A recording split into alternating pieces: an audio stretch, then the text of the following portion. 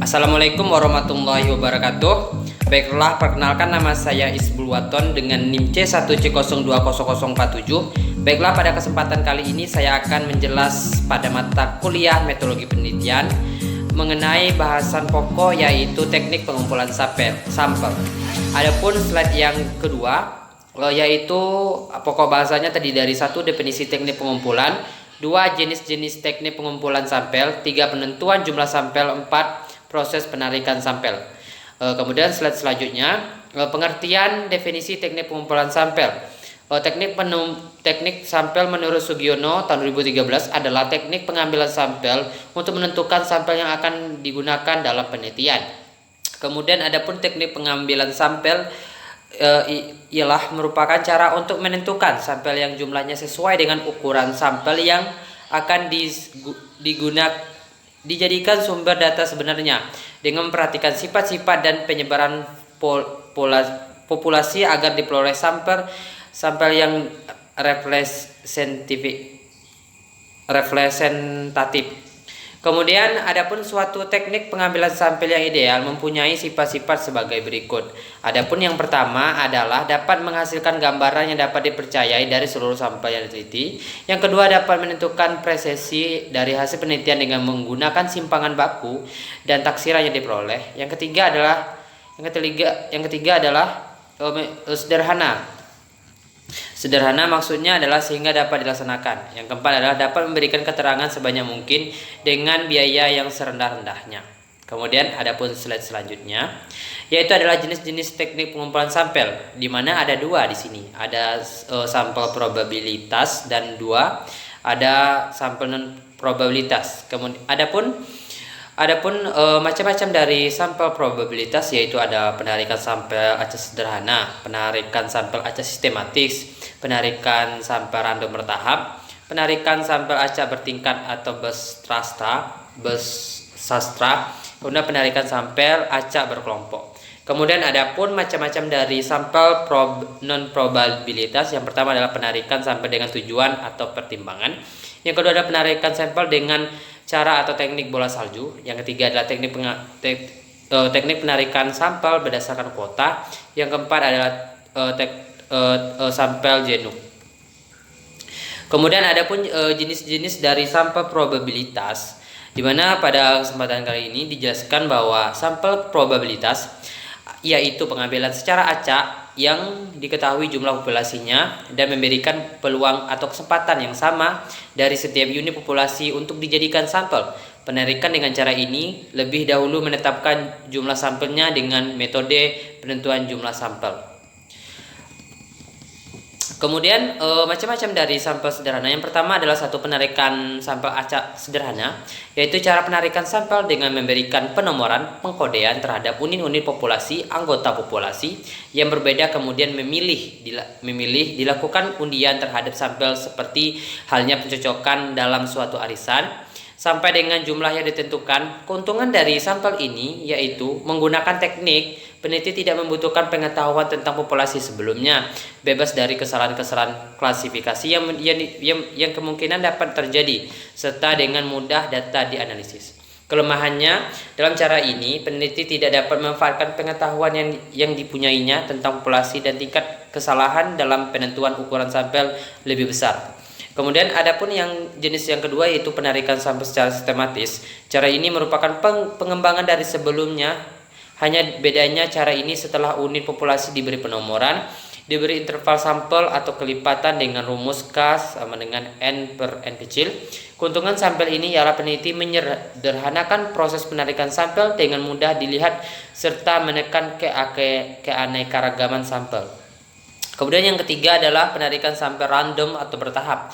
Penarikan sampel ini merupakan variasi dari cara penarikan acak sistematis tetapi lebih kompleks. Caranya ialah dengan menggunakan model bentuk sampel acak dengan bertahap-tahap. Keuntungannya ialah daftar tak sampel, identifikasi, dan penomoran yang dibutuhkan hanya untuk para anggota dari unit sampling yang dipilih dalam sampel. Jika unit sampling didefinisikan secara geografis akan lebih efisien. Kelemahannya dengan cara ini yaitu tingkat kesalahan akan menjadi tinggi apabila jumlah sampling unit yang dipilih menurun. Kemudian ada pun yang slide selanjutnya yang keempat, jenis yang keempat dari sampel probabilitas, yaitu penarikan sampel acak bertingkat atau berstrata. Cara atau metode penarikan sampel bertingkat atau berstrata yaitu bentuk penarikan sampel secara acak dengan populasi dibagi dalam bentuk kelompok atau strata.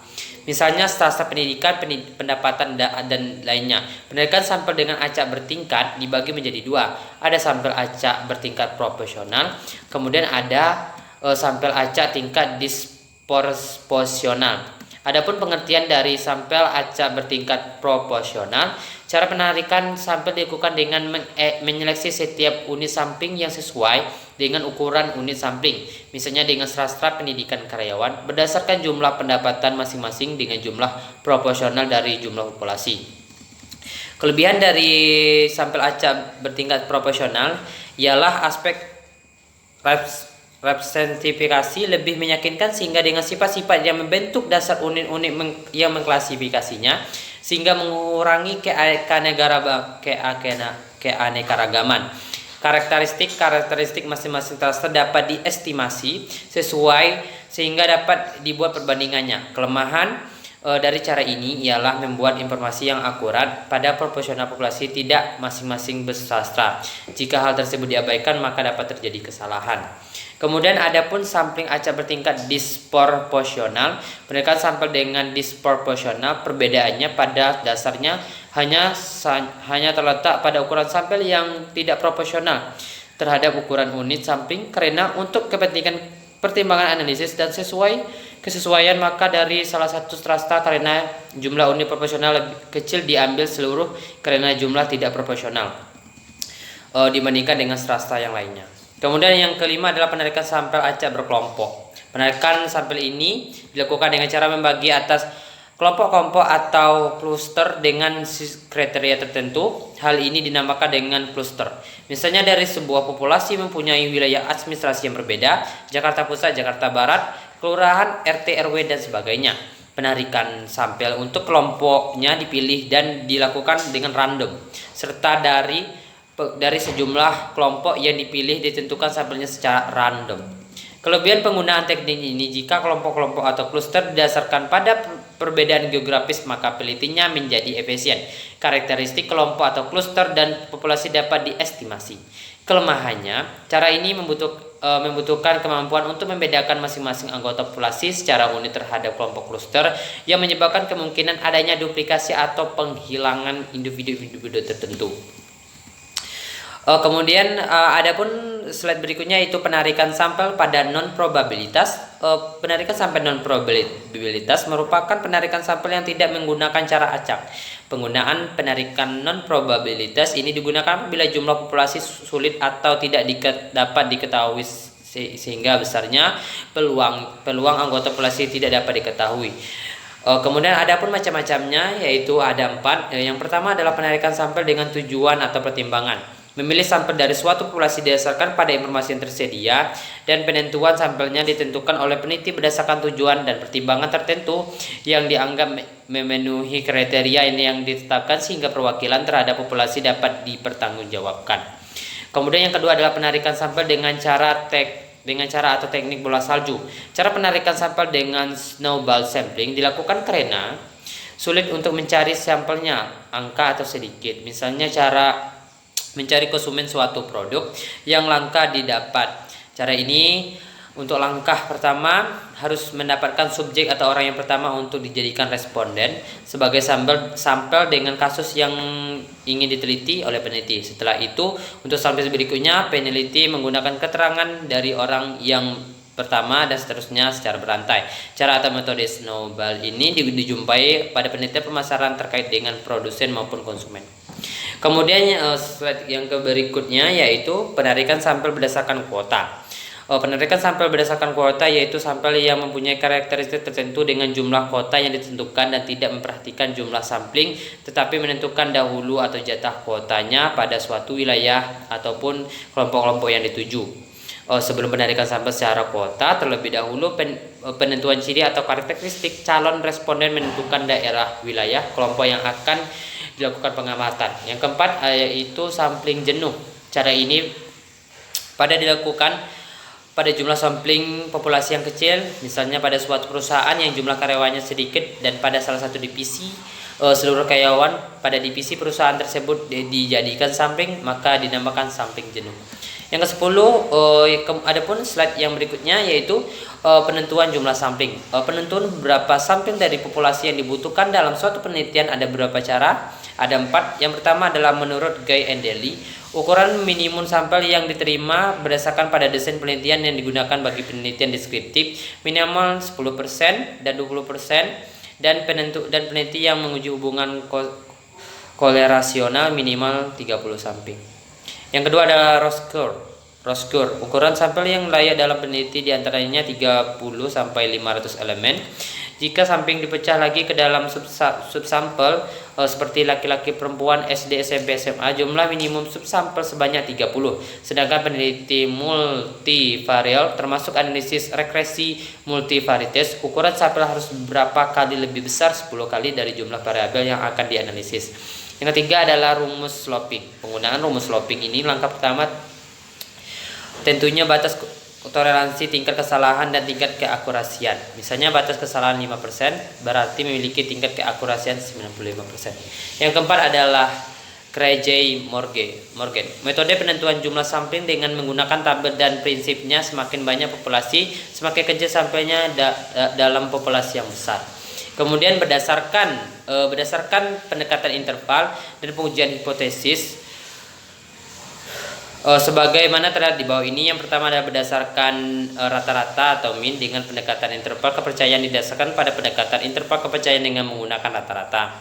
Yang kedua adalah berdasarkan proporsi dengan pendekatan interval kepercayaan jika digunakan proporsi dengan pendekatan interval kepercayaan. Yang ketiga adalah berdasarkan rata-rata atau mean dengan pendekatan uji hipotesis jika menggunakan rata-rata dengan pendekatan uji hipotesis. Yang keempat adalah berdasarkan proporsi dengan pendekatan uji hipotesis. Kemudian adapun slide yang terakhir yaitu tentang tahap-tahap dalam proses penarikan sampel. Tahap pertama yaitu memilih populasi. Proses awal ialah menentukan populasi yang menarik untuk dipelajari. Yang kedua adalah tahap kedua, memilih unit-unit sampling. Unit-unit sampling adalah unit yang dianalisis dari mana sampling diambil atau berasal. Karena kompleksitas penelitian yang banyaknya desain penelitian, maka pemilihan unit-unit sampling harus dilakukan dengan sesama. Yang ketiga adalah memilih kerangka sampling. Pemilihan kerangka sampling merupakan tahap yang penting karena jika kerangka sampling dipilih secara memadai tidak mewakili populasi, maka generalisasi hasil penelitian meragukan. Yang keempat adalah memilih desain penelitian. Desain penelitian merupakan tipe, metode, atau pendekatan yang digunakan untuk memilih unit-unit analisis studi. Yang kelima adalah memilih ukuran sampel. Ukuran sampel tergantung beberapa faktor yang mempengaruhinya, diantaranya adalah homogenitas, kepercayaan presisi, kekuatan statistik, prosedur analisis, biaya, waktu, dan personil. Yang keenam adalah memilih rencana sampling. Rencana sampling menentukan prosedur operasional dan metode untuk mendapatkan sampling yang diinginkan. Jika rencana dengan baik, rancangan sampling akan menentukan peneliti dalam memilih sampling yang digunakan dalam studi, sehingga kesalahan yang akan muncul dapat ditekan kecuali mungkin. Yang ketujuh adalah memilih sampling. Tahap akhir dari proses ini ialah menentukan sampling untuk digunakan dalam proses penelitian berikutnya, yaitu koleksi data. Baiklah, sekian penjelasan tentang teknik dalam pengumpulan sampel. Jika teman-teman belum subscribe channel saya, silahkan subscribe di bawah ini. Terima kasih telah menonton. Jika terdapat kesalahan dalam video ini, saya mohon maaf. Saya akhiri. Wassalamualaikum warahmatullahi wabarakatuh.